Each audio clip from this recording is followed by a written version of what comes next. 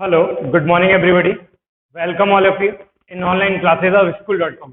Last video lecture में हम लोगों ने मैट्रिक्स की मिसलिनियस को कंप्लीट मतलब कुछ क्वेश्चंस कर लिए थे। आज हम उसे कंप्लीट कर लेते हैं। साथ के साथ चैप्टर में जो भी आपके डाउट्स हैं उनको भी मैं क्लियर कर देता हूँ। तो आपके डाउट्स में सबसे पहले मिसलिनियस का क्वेश्चन नंबर 4 है। क्या क्वेश्चन नंबर 4 हमसे क्या बोल रहा है? If A and B are symmetric matrix, A और बी कैसे हैं? सिमेट्रिक मैट्रिक्स है। प्रूव करना है A B minus B A इसकी symmetric matrix. A B minus B A क्या होगा? इसकी सिमेट्रिक मैट्रिक्स होगा। तो सबसे पहले लिखेंगे गिवन।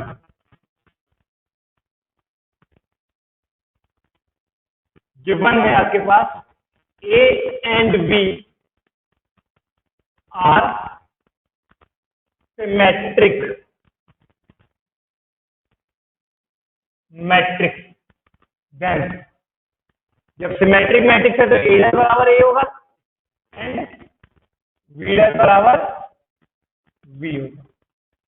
अब इसे क्या करना है? A B minus B A को इसके सिमेट्रिक करना है। तो आपको पता होना चाहिए इसको भी इसके सिमेट्रिक या सिमेट्रिक करते हैं तो उसका डैश निकाल के देख लेते हैं। अगर किसी भी मैट्रिक्स का डैश उसी के बराबर आ जाता है तो वो हमेशा सिमेट्रिक होगा। अगर उसके नेगेटिव के बराबर आ जाता है तो इसकी सिमेट्रिक होगा। तो हम क्या करेंगे? ए बी माइनस बी ए का डैश निकालेंगे यानी ट्रांसपोज करेंगे। ए बी माइनस बी ए का होल ट्रांसपोज क्या होगा? ए बी माइनस बी ए का होल ट्रांसपोज ए बी का ट्रांसपोज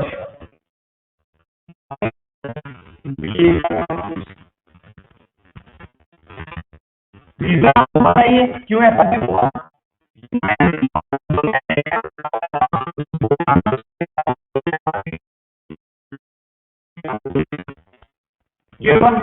अब ए बी का ट्रांसपोज क्या होता है?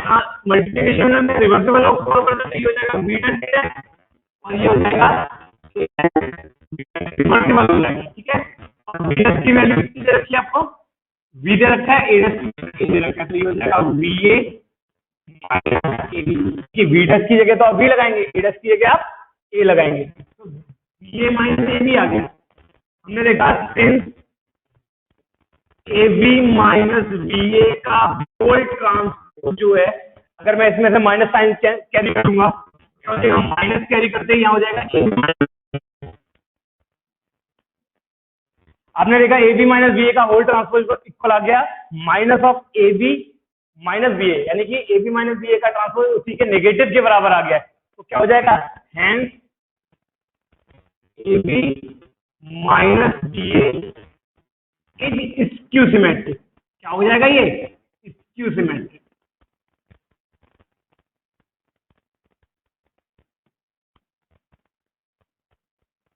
और इसकी सिमेट्रिक कितनी कब होगा? If A and B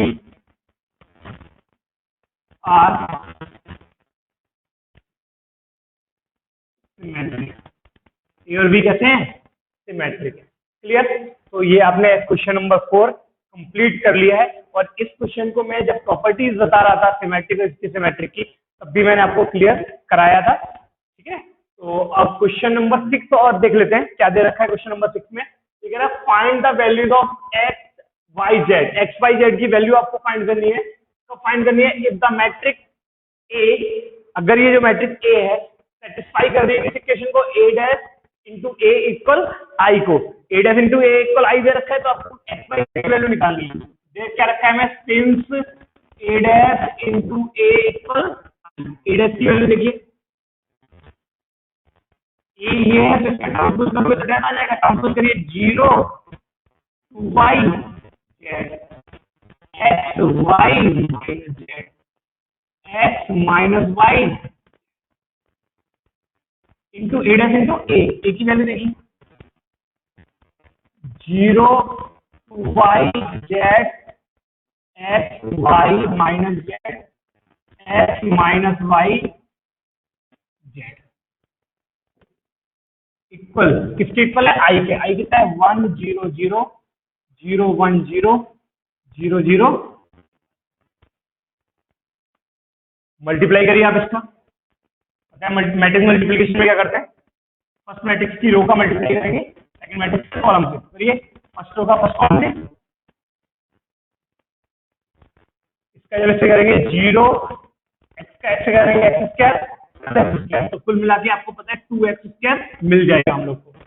next first row का सेकंड कॉलम से 0 एक्स बाई प्लस का, और एक्स बाई का जब माइनस एक्स का जब माइनस बाई करोगे तो माइनस का एक्स बाई, तो हो जाएगा x by minus x by. Clear? ऐसे ही आप फर्स्ट रो का थर्ड कॉलम से करोगे 0 minus X Z plus X Z.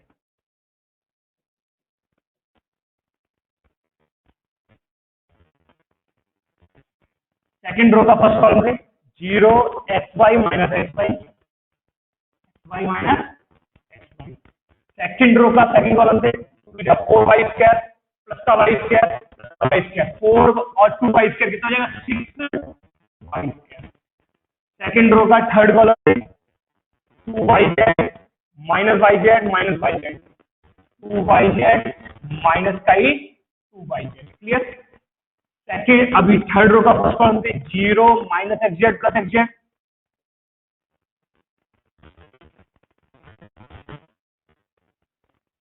Next क्या करेंगे थर्ड रो का सेकंड कॉलम से, तो 2x, देखिए सेकंड थर्ड रो का माइनस yz माइनस yz, तो 2yz minus 2yz। Third row का थर्ड कॉलम से करेंगे z² minus plus z² z² equal कितना आ जाएगा 1 0 0 0 1 0 0 0 xz माइनस xy से प्लस xy xy से xy xz से xz माइनस उसके 2yz से माइनस 2yz, सारे कैंसिल आउट हो जाएंगे। कंपेयर करो,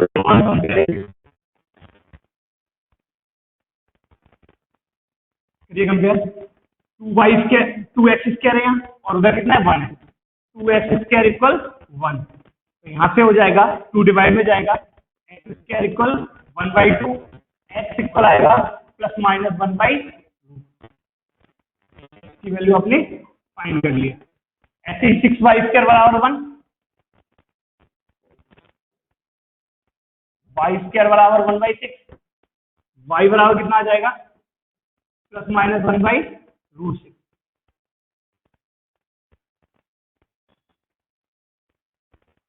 और देखिए 3z² बराबर 1, z² बराबर 1/3 बराबर आ जाएगा प्लस माइनस 1/√3। तो ये आपको सारे एक्स वाई जेड की वैल्यूज मिल चुके हैं। तो नेक्स्ट जो डाउट था आपका वो है क्वेश्चन नंबर 9। क्वेश्चन नंबर 9 को भी देख लेते हैं। क्या करना है, यहाँ 3 मैट्रिक्स दे रखे हैं, फर्स्ट सेकंड थर्ड, 3 मैट्रिक्स का मल्टीप्लाई करके ये किससे कंपेयर करना है 0 से, तभी तो आपको एक्स की वैल्यू फाइंड होगी। Find x if this multiplied by this equal 0। करिए, पहले 2 मैट्रिक्स को मल्टीप्लाई कर लेते हैं हम लोग।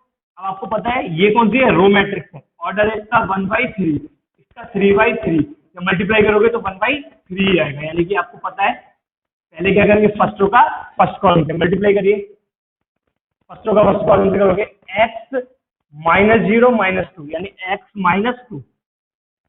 फर्स्ट रो का सेकंड कॉलम से करोगे 0 -10 0, कुल मिला के -10।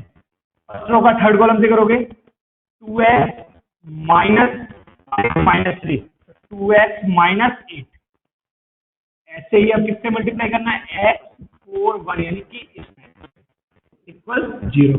करिए मल्टीप्लिकेशन, फर्स्ट रो का फर्स्ट कॉलम से मल्टीप्लाई करिए, तो ये x का करेंगे 2x, देखिए x -2 का करेंगे किससे, x से, तो x -2 का जब x से करेंगे तो x² -2x आएगा।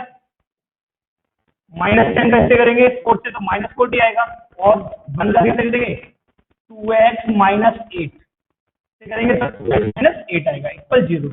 2x से 2x कैंसिल आउट हो जाएगा, x² बराबर मिल जाएगा हमारे पास माइनस का 40 और माइनस का -48, इधर आगे काउंट करोगे 48 हो जाएगा। तो x बराबर आ जाएगा प्लस माइनस √48 और 40 और 16 त्रिज्या तो प्लस माइनस 4√3।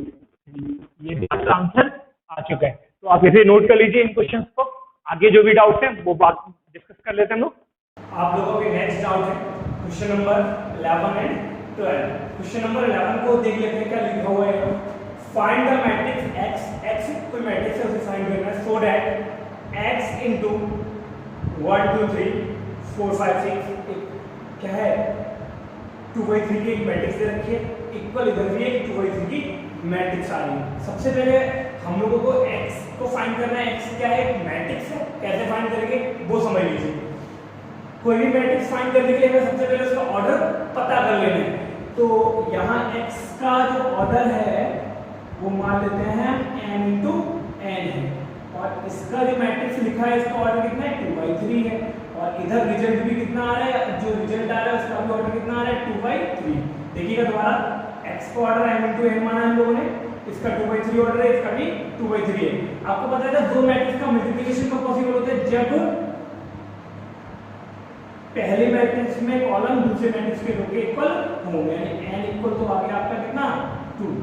अब जब इसका मल्टीप्लाई हो जाएगा तो इसका जो रिजल्ट बनेगा उसका ऑर्डर क्या होगा? आपको बताया गया था, ये बीच वाले कैंसिल हो जाते हैं, तो इधर बचेगा क्या? बचेगा n और इधर 3, तो m/3। और इधर क्या है? 2/3। इधर क्या है? m/3। कंपेयर करोगे तो n इक्वल कितना मिल जाएगा? 2। n इक्वल भी आ गया 2। तो लिखेंगे since x is defined, x कैसा है?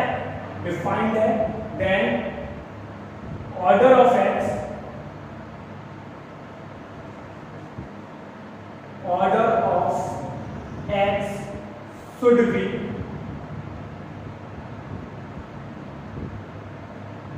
To by two. एक्स का ऑर्डर क्या होना चाहिए? 2/2 का होना चाहिए। अब हमें क्या करना है? x को एक 2/2 का मैट्रिक्स मान लेना है। लास्ट क्वेश्चन पीछे आपने भी क्वेश्चन ऐसे किए हुए हैं, तो 2/2 का मैट्रिक्स कैसे मानेंगे? लेट कर लेंगे, लेट x इक्वल आ जाएगा a b c। अब सिंस ये आप चाहो तो इसे फर्स्ट डाल सकते हो, फ्रॉम फर्स्ट लिख देता हूं मैं, फ्रॉम फर्स्ट x की वैल्यू लगाइए, कितना है x की value? a b c d into यहां 1 2 3 4 5 6 -7 -8 -9 2 4 6 मल्टीप्लाई करिए फर्स्ट रो का फर्स्ट कॉलम से, तो ये हो जाएगा आपका a plus 4b। First row का सेकंड कॉलम से 2a प्लस 5b।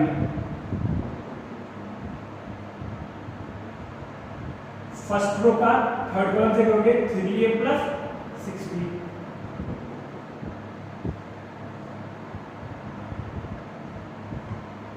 इधर क्या आएगा आपका? अब सेकंड रो का फर्स्ट कॉलम से करेंगे c प्लस 4d, ऐसे ही सेकंड रो का सेकंड कॉलम से 2c plus 5d 3c plus 6d, और इक्वल इसके आएगा -7 -8 -9 2 4 6। कंपेयर करके आपको इक्वेशन मिल जाएंगे ऑन कंपेयरिंग। कंपेयर करेंगे तो देखो यहाँ मिलेगा आपको a प्लस 4b इक्वल कितना मिलेगा? -7 2a प्लस 5b इक्वल आ जाएगा -8। इन दोनों को सॉल्व करेंगे, ऐसे आपको क्या मिलेगा? यहाँ मिलेगा c प्लस 4d इक्वल आ जाएगा 2, और 2c प्लस 5d इक्वल आ जाएगा 4। इन दोनों को भी आप सॉल्व करेंगे। जब इन्हें सॉल्व करेंगे तो a और b की वैल्यू मिल जाएगी, इन्हें सॉल्व करेंगे c और d की वैल्यू मिल जाएगी। जो भी वैल्यूज मिलेंगे यहाँ लगा देंगे, आपको x की वैल्यू मिल जाएगी। क्लियर? अब आ जाते हैं क्वेश्चन नंबर 12 पे। क्वेश्चन नंबर 12 को कैसे कंप्लीट करेंगे? ये कह रहे हैं if a and b are square matrix of same order. a और b क्या है? एक स्क्वायर मैट्रिक्स है इसकी सेम ऑर्डर, यानी a का जो ऑर्डर है वही v का ऑर्डर है, सच दैट ab इक्वल है b। गिवन क्या है हमारे पास? ab equal v। पहली बात, सबसे पहली बात है ये गिवन है। अब then proof by induction. Induction का मतलब है मैथमेटिकल इंडक्शन। तो मैथमेटिकल इंडक्शन से प्रूफ क्या करना है? पहला प्रूफ है a v की पावर n इक्वल v की power n into a। Further proof, और आगे भी कुछ प्रूफ करना है। क्या प्रूफ करना है? Further proof that a v की whole power n equal a की पावर n v की पावर n। तो ये हो जाएगा a v की whole power n equal a की पावर n v की पावर n। तो पहले तो आपको क्या करना है? a v की पावर n इक्वल v की power n into a proof कर देना, उसके बाद इसे और प्रूफ कर लेना है, ठीक है। a v की whole power n equal to a की पावर n इनटू v की पावर n किसकी हेल्प लेनी है? इंडक्शन की। इंडक्शन वाला मैथमेटिकल इंडक्शन। तो कैसे लिखेंगे? y यूजिंग, सबसे पहले मैं बता दूं आपको, हम लोग प्रूफ करने जा रहे हैं कौन सा वाला? फर्स्ट वाला स्टेटमेंट। कैसे करेंगे? लिखेंगे लेट Pn बताया था मैंने आपको, मान लेते हैं सच दैट इफ AV बराबर VA देन क्या प्रूफ करना है? AV की पावर n इक्वल V की पावर n इनटू A। तो क्या लिखते हैं? By using principle of mathematical induction, PMI। Clear? For n is equal to 1, n equal 1 लगाएंगे, क्या मिलेगा? n इक्वल जैसे 1 लगाएंगे आप P1, n इक्वल 1 कहाँ लगाएंगे? यहाँ, ठीक है, इसमें लगाएंगे तो ये मिलेगा आपको a v की पावर 1 इक्वल v की पावर 1 a। इस इंप्लाइज है ab बराबर va, और ये तो आपको पता है पहले से ही ट्रू था। दोबारा समझ लेते हैं, आपको इस क्वेश्चन को दोबारा समझना पड़ेगा। आपको a और v दो स्क्वायर मैट्रिक्स दे रखे हैं सेम ऑर्डर के, और कैसे दे रखे? ab बराबर b। प्रूफ करना है ab की power n equal to v की पावर n इनटू a। दूसरा प्रूफ करना है ab की whole power n equal to a की पावर n v की पावर n। तो हमने पहला वाला पार्ट में लिया, क्या ले लिया? Pn में गिवन क्या था? ab की power ab equal to va। Proof क्या करना है? ab की power n equal to v की power n into a by using PMI, principle of mathematical induction. n equal to लगाएंगे P1 a v की पावर 1 इक्वल टू v की power 1 into a, ab बराबर ba। ab बराबर ba है, तो this implies that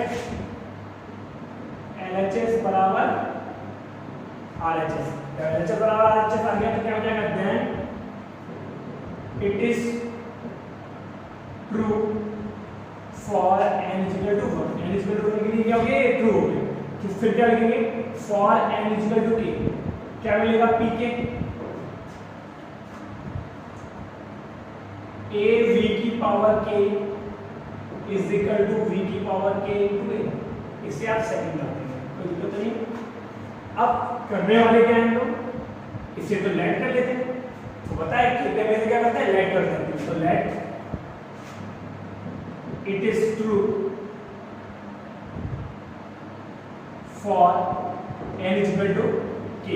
फिर क्या लिखेंगे? For n equal to k plus 1 के लिए क्या मिलेगा? pk plus 1 such that k plus 1 लगाएंगे तो क्या मिलेगा? a v की power k plus 1 equal v की power k plus 1 into a। आपको क्या करना है? k पे तो लेट कर लिया था, ट्रू है। अब k प्लस 1 पे हमें ट्रू करना होता है, और ट्रू करना होता है कैसे? मैंने बताया था, आप LHS ले लेते हैं, LHS की हेल्प से RHS बना लेते हैं। अगर LHS लेने पर RHS आ जाता है तो LHS बराबर RHS हो जाएगा। तो हम क्या करेंगे? LHS ले लेते हैं। a v की power k plus 1 equal a v की पावर k इंटू v की पावर 1। a v की पावर k प्लस 1 है तो a v की पावर k इंटू v की पावर 1। अब देखना ध्यान देना, इससे मैं क्या लिख सकता हूँ? इसे मैंने लिखा था v की पावर k प्लस 1 को v की पावर k इंटू v की पावर 1। अब मैं इसे लिख सकता हूँ a v की पावर k इंटू v। कौन से लिखा? एसोसिएटिव लॉ, यानी कि अगर दो तीन मैट्रिक्स का मल्टीप्लाई हो रहा हो तो हम किसी दो मैट्रिक्स को पहले मल्टीप्लाई कर सकते हैं। तो यहां क्या हो जाएगा आपका? इसे a v की पावर k को क्या लिख सकता हूं मैं? सेकंड से v की power k into v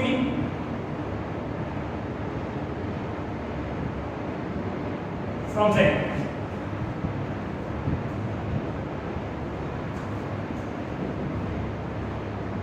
v की power k into a v है ये। a v को क्या लिख सकता हूं मैं? va। v की पावर k इंटू va, और v की पावर k इंटू va को v की power k into v into a, और ये लगाई कहां से निकली हमने? From first. और ये हो जाएगा v की power k plus 1 into a।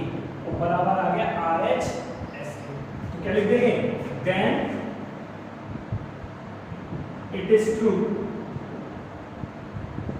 For n is equal to k plus 1, why using mi, क्या लिखेंगे, Pn is true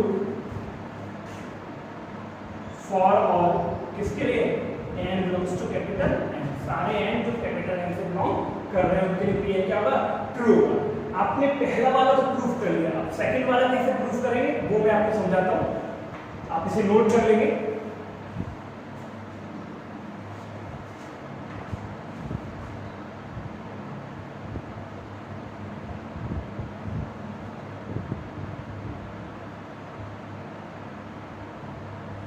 सेकंड देखिएगा कैसे प्रूफ करने वाले हैं सेकंड वाले को। सेकंड वाले के लिए भी वही लिखेंगे आप, बाय यूजिंग, जो सेकंड वाला स्टेटमेंट है वो है क्या पता है आपको, लेट Pn यहां होगा सच दैट इफ AB बराबर VA देन AB की whole power n is equal to A की पावर n B की पावर n। कैसे लिखेंगे, y using PMI principle of mathematical induction. कैसे यूज करेंगे देखिएगा यहां पे, सबसे पहले लिखेंगे क्या, for n is equal to 1, n is equal to 1 लगाइए, क्या हो जाएगा, AB की whole power 1 is equal to A की पावर 1 B की पावर 1। देखिए जैसे यहां क्या लगाएंगे, 1 लगाएंगे, AB की whole power 1 is equal to A की पावर 1 B की पावर 1, और यानी AB की होल पावर 1 को AB लिख सकता हूं मैं, और ये भी AB है, तो दिस इंप्लाइज दैट LHS बराबर RHS। तो LHS RHS बराबर आ गया, then it is true for n is equal to 1। n is equal to 1 के लिए क्या ये ट्रू है। अब देखिए कैसे लिखेंगे आगे, for n is equal to k, n is equal to k के लिए कैसे बनाएंगे, AB की whole power k is equal to आ जाएगा A की पावर k V की पावर k। इसे इक्वेशन नंबर में थर्ड डालेंगे, वो तो डाल चुका हूं मैं इस क्वेश्चन में ऑलरेडी, तो थर्ड डाल देते हैं। क्या करेंगे, k पे वैल्यू लेट करते हैं, let it is true for n is equal to k। क्या लिखेंगे फिर, k प्लस 1 लगाएंगे, for n is equal to k plus 1, क्या हो जाएगा, k प्लस 1 लगाते ही आपको AB की whole power k plus 1 is equal to मिलेगा A की पावर k प्लस 1 V की पावर k प्लस 1, ये होगा ना। अब जैसे k प्लस 1 लगाओगे ये तो AB की whole power k plus 1 is equal to A की पावर k प्लस 1 B की पावर k प्लस 1, LHS ले लीजिए,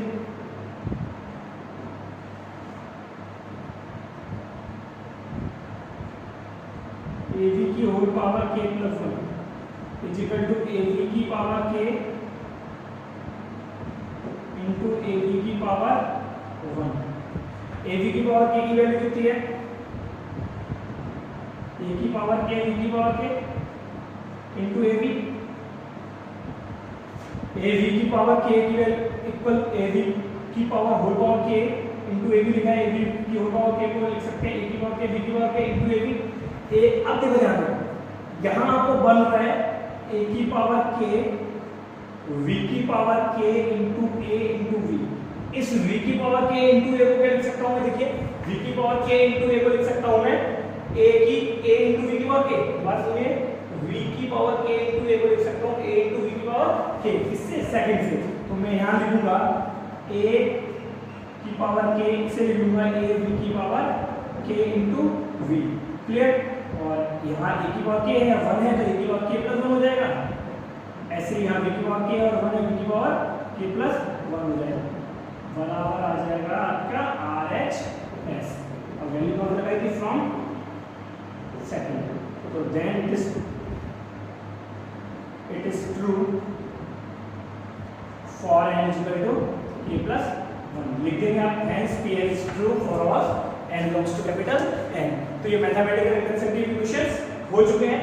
अब बाकी 3 क्वेश्चन है काफी आसान है, खुद ट्राई कर सकते हैं आप लोग, वरना भी मैं करा देता हूँ, देख लीजिएगा उन क्वेश्चंस को भी। तो मिसलेनियस के जो भी क्वेश्चन बचे हुए हैं वो भी एक बार डिस्कस कर लेते हैं, कौन कौन से क्वेश्चन बचे हुए हैं। क्वेश्चन नंबर 13 है हमारे पास। ये बोल रहा है if A equal different such that A square I बराबर आई है, देन ऑप्शन दे रखे हैं, इनमें से कौन सा ऑप्शन ट्रू है।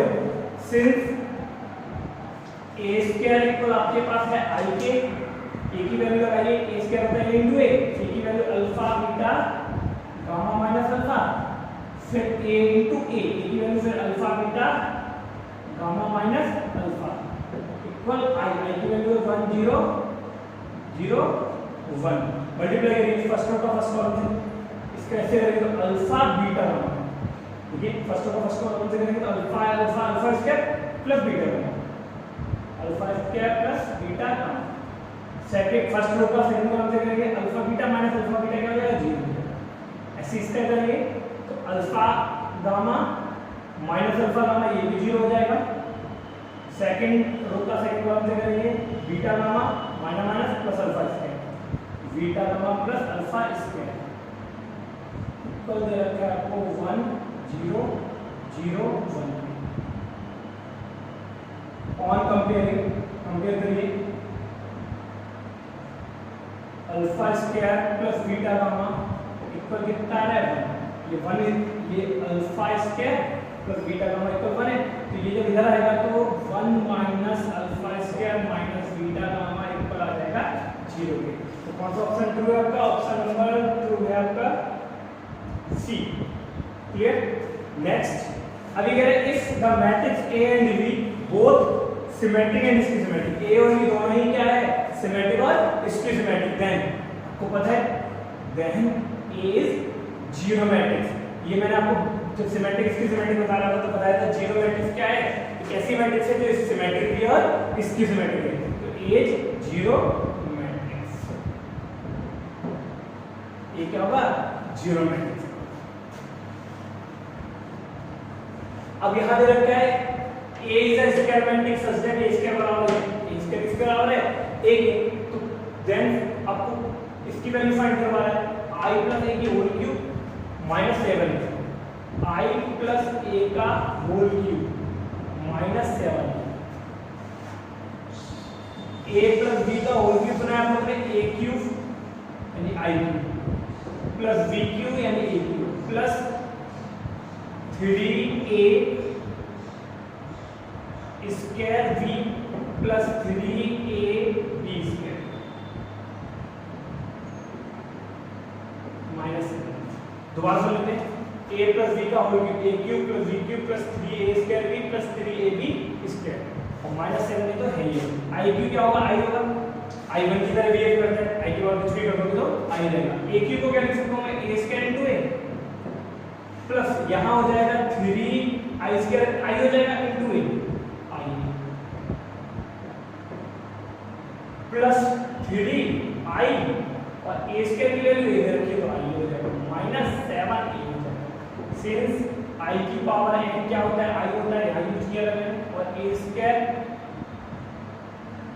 इक्वल a दे रहा है,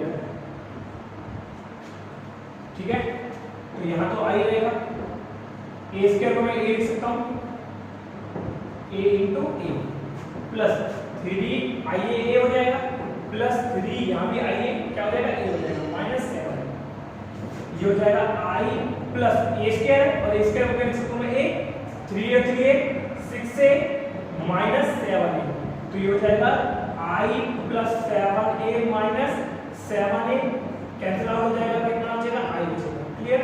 तो आप इसे आराम से कर सकते हैं, मैंने कैलकुलेशन हॉल स्टेप बाय दिया था, आप डायरेक्टली भी कैलकुलेशन कर सकते हैं। तो ये मिसलेनियस खत्म हो गए। आपके पास जो कुछ भी डाउट्स रहते हैं पीछे किसी भी एक्सरसाइज से, कुछ डाउट्स अभी भी बचे हुए हैं जो एक्सरसाइज 3.2 में कुछ बताए गए हैं आप लोगों के डाउट, तो मैं अगले लेक्चर में उन सारे डाउट्स को एक बार डिस्कस कर लूँगा। तो आप लोगों को काम है कि मैट्रिक्स को पूरा कंप्लीट कर लेना, आज मैट्रिक्स को पूरी तरह से खत्म कर लेना, जो भी डाउट्स बचते हैं किसी भी क्वेश्चन में वो जल्दी से जल्दी डिस्कस कर लेना।